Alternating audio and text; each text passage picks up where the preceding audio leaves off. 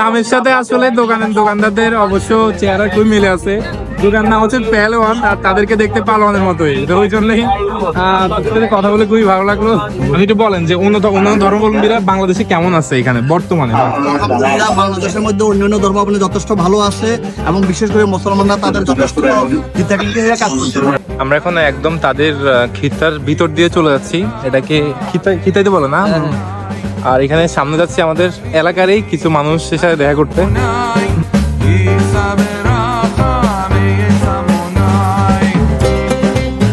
Hello everyone, আজকে একটা ভিন্ন অভিজ্ঞতা নিতে চলে এসেছি টঙ্গীতে অনুষ্ঠিত বিশ্ব ইজতেমা 2025-এ। এখানে বাংলাদেশি মুসল্লিরা তো বটেই, বিশ্বের বিভিন্ন জায়গা থেকে মানুষ আসে এই ইজতেমায় অংশগ্রহণ করার জন্য। তো আজকে আমার সাথে আছে আমার বন্ধু নাদিম। সে আমাকে বিভিন্ন তথ্য দিয়ে সহায়তা করবে এই ইজতেমার অভিজ্ঞতা নেওয়ার জন্য। তো একটা আমি ভিন্ন ধর্মের মানুষ হয়ে এই ইজতেমার অভিজ্ঞতাটা কেমন হয় আমার, সেটাই আপনাদের সাথে আজকে শেয়ার করব। তো সঙ্গে থাকুন, ভিডিওটা দেখতে থাকুন।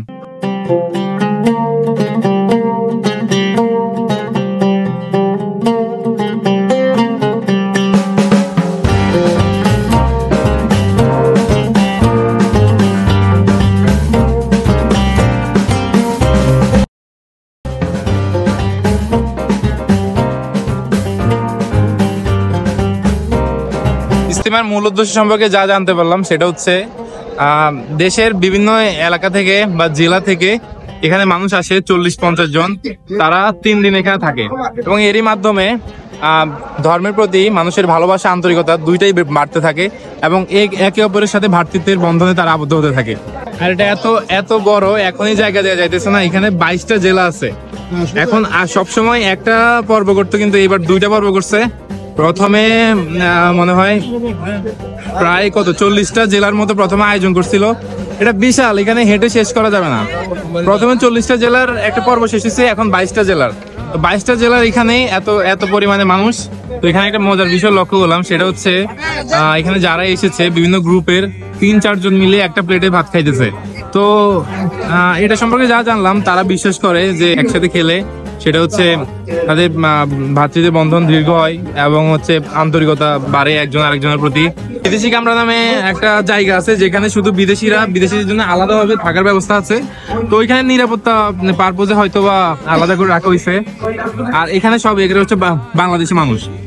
তো আমরা বাংলাদেশি মানুষের সাথে মিশতেছি, আর হচ্ছে নিজেই তো বাংলাদেশি। আর মেইন কথা হচ্ছে আমি একটা অন্য ধর্মাবলম্বীর মানুষ হয়েও এখানে কত সুন্দরভাবে সবার সাথে মিশে ভিডিও করতেছি। তো অনেকে ভাবেন যে বাংলাদেশে হিন্দুরা অনিরাপদে আছে, দেখেন কত সাবলীল ভাবে সাধারণ ভাবে সবার সাথে মিশে ভিডিও করতেছি, কোনো সমস্যা হচ্ছে না। যে টয়লেট বিল্ডিংটা দেখতে পাইতেছেন, এরকম এটা হচ্ছে টয়লেট বিল্ডিং 28। তো এরকম অনেক অনেক অনেক অনেক বিল্ডিং আছে, চারদিকে যদি দেখানো সম্ভব না।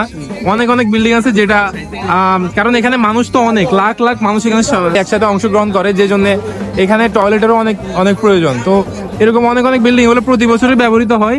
এই যে আপনারা দেখতে পাচ্ছেন সামনে হচ্ছে তুরাগ নদীর এই পাশে অনেক মানুষ এখানে অবস্থান করছে। অনেকে হয়তো ভাববেন যে আমি একজন ধর্মের মানুষ হয়ে কেন এখানে আসছি। তো দেখেন, জীবনে জানার কোনো শেষ নেই, দেখার কোনো শেষ নেই। আপনি জীবনে সবকিছু দেখবেন, আপনার নিজের অভিজ্ঞতা হবে এবং এটা আপনার নিজের ব্যক্তি জীবনে কাজে লাগবে একটা সময়। তো এটা দেখে অনেকে হয়তো অনেক কিছু বলবে, আমি জানি, সমস্যা নাই, বলেন। মানুষের আসলে দুনিয়াটা দেখার অনেক কিছু আছে, অভিজ্ঞতা নেওয়ার অনেক কিছু আছে। এখানে আসার আগে আমার অনেক কিছু অজানা ছিল, যেটা হচ্ছে আমি এখানে এসে জানতে পারতেছি। আর আমরা এখন নোয়াখালীর যে গ্রুপটাও এটা খুঁজতেছি, আমাদের যেহেতু নিজের জেলার মানুষের সাথে কথা বলতে একটা অন্যরকম অনুভূতি হবে। সেজন্য আমার বন্ধু এখানে নোয়াখালীর তাবু খোঁজার জন্য চেষ্টা করতেছে। আমরা এখন পাইছি নোয়াখালীর যে এটা কি বলে খিত্তা। তো এই যে বিভিন্ন গ্রুপ, এগুলাকে মানে অনেক 40-50 জনের বা এরও বেশি, এগুলাকে এক একটা জেলার বা একটা গ্রুপকে খিত্তা বলে মানে সবাই এটাকে জানে আর কি। সবাই এরকম মানে নিজস্ব গ্যাসের চুলা নিয়ে আসছে, আর এখানে রান্না করার সরঞ্জাম নিয়ে আসছে। সবাই নিজের মতো করে এখানে রান্না বান্না করে খায়। আর এখানে সবাই দেখেন সবাই নিজের মতো করে আছে। তো এইভাবেই এই ইজতেমাটা অনুষ্ঠিত হয়। আমরা একজন আঙ্কেলকে পাইছি। আঙ্কেল কোথা থেকে আসছেন? আমি নোয়াখালী একরাশপুর থেকে এসেছি। নোয়াখালী, তা আপনাদের তো খুঁজতেছি আমরা এতক্ষণ নোয়াখালীর মানে সবাই খুঁজতেছি, সবাই নোয়াখালীর মানুষ। ওইখান থেকে আমরা হেঁটে আসছি, কোথাও নোয়াখালী পাইতেছি না। হ্যাঁ, নোয়াখালী ওইদিকে না। তো সবাইকে পেয়ে আপনারা কোথায়? আপনাকে নোয়াখালী নাকি? এতক্ষণ নোয়াখালী খুঁজে পাইতেছি না, এখন একজন ধরলাম, সবাই এখন নোয়াখালী। আমি হচ্ছে মানে হয়তো শুনলে অবাক হবেন, আমি হিন্দু ধর্মে থেকে হিন্দু ধর্মে আমি আপনাদের এটা দেখতে আসছি আর কি। তো এটা আপনাদের কেমন লাগতেছে যে আপনাদের ধর্মের এটা আমি অভিজ্ঞতা নিতে আসছি? তো দেশের বিভিন্ন জায়গায় বা অন্য দেশে সবাই বলে যে আমরা এখানে অনেক খারাপ আছি, ঠিক আছে? শুনেন হয়তো আমাদের পার্শ্ববর্তী দেশ বা এখন আমরা তো জানি আমরা ভালো আছি, আপনাদের আপনি তো আছেন, আপনি একটু বলেন যে অন্য ধর্মাবলম্বীরা বাংলাদেশে কেমন আছে এখানে বর্তমানে? বাংলাদেশের মধ্যে অন্যান্য ধর্মাবলম্বী যথেষ্ট ভালো আছে এবং বিশেষ করে মুসলমানরা তাদের যথেষ্ট কাজ করছে। আমরা যে ছোটবেলা থেকে বড় হয়েছি সবার সাথে, এই যে আমার বন্ধু নাদিম, এর সাথে আমি আজকে আসছি আর কি, সবার সাথে একই মানে উঠা বসা, খাওয়া দাওয়া, পড়ালেখা সবার সাথে, কিন্তু আমাদের কোনো সমস্যা হয় নাই। মানুষে বিভিন্ন জায়গা থেকে বলে যে আমরা আমাদের মানে মন্দিরে হামলা হইতেছে বা বিভিন্ন জায়গায়, এগুলো সম্পূর্ণ অপপ্রচার। এগুলো আজকে আপনার সাথে এই যে কথা বলতেছি, এগুলোর জন্য আজকে আপনাদের ইস্তেমাতে আসা হবে। আমাকে ভাই আপনাদের কেমন লাগতেছে? আমাদের এখন আমার তো হিতাতে জ্ঞান আছে, আমি তো জানি আমার সাথে কি হইতেছে বা আমার এলাকায় কি হইতেছে, গ্রামেগঞ্জে কি হইতেছে। এখন মানুষের অপপ্রচার, এগুলো আসলে ভালো লাগে না। আচ্ছা ঠিক আছে, সবাই ভালো থাকবেন। আচ্ছা, আর আমার জন্য দোয়া করবেন আপনাদের ইয়ে হিসাবে। আচ্ছা ঠিক আছে। দেখলেন যে বাংলাদেশের এখন সবার সাথে কথা বলছি যে এই যে ভ্রাতৃত্বের বন্ধনটা সব জায়গায় আছে, এটা শুধু এখানে না, সব জায়গায় মানুষ আমাদের খুবই আতিথেয়তা ভাবে এখানে নেয়। কোনো যে আমি অন্য ধর্মের এটা ওরা বুঝতেই দেয় না, বা আতিথেয়তা করছে এখানে, যে সবাই আমাকে দোয়া করলো। এইভাবেই মানে আমাদের সমাজটা করতে চাই আমরা। বাংলাদেশ, সুন্দর বাংলাদেশ আমরা সব ধর্ম মিলে এখানে প্রতিষ্ঠা করতে চাই।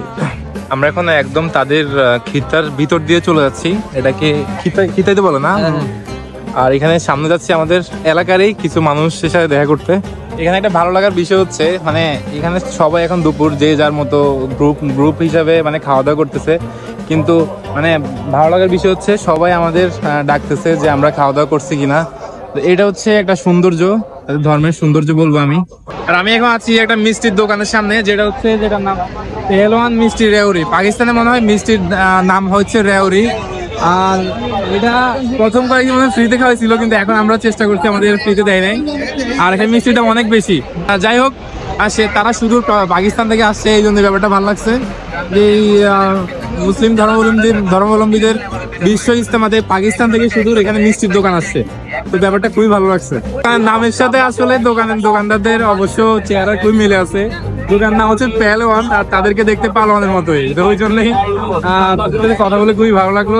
সন্ধ্যা হয়ে গেছে, আজকের ভিডিওতে এই পর্যন্তই। বিশ্ব ইজতেমাতে আজকে আমি আপনাদের আমার নিজস্ব অভিজ্ঞতা শেয়ার করার চেষ্টা করেছি। জানি না কেমন হয়েছে, আশা করি ভালো লাগবে। আর এই ভিডিওর মাধ্যমে মেসেজ দিতে চাই, বাংলাদেশে তো অনেক ধর্মের মানুষ আছে, কিন্তু মানুষের মধ্যে সম্প্রীতি হয়তো বা কম, কিন্তু আমরা চেষ্টা করবো যে প্রত্যেকটা ধর্ম একে অপরের ভাই হিসেবে থাকতে, একে অপরের ভ্রাতৃত্বের বন্ধনে নিজস্ব মানে কার্যকলাপ চালিয়ে যেতে। এই দেশের দেখেন দিন শেষে দেশটা আমাদের, আর দেশের মানুষই আমরা একে অপরের ভাই। সেই হিসেবে আমরা কোনো সহিংসতা জড়াবো না, কাউকে হিংসা করবো না, আর প্রত্যেকটা ধর্ম একে অপরের সাথে খুবই ভালোভাবে থেকে এই বাংলাদেশকে আরো সুন্দর করে কিভাবে এগিয়ে নেওয়া যায় সেটার চিন্তা ভাবনা করবো। তো এখানে অনেক আওয়াজ, ওই জন্য এইখানে ভিডিওটা শেষ করতে হচ্ছে আমার। ভালো থাকবেন সবাই, ধন্যবাদ। সবার সাথে আবার দেখা হবে নেক্সট ব্লগে।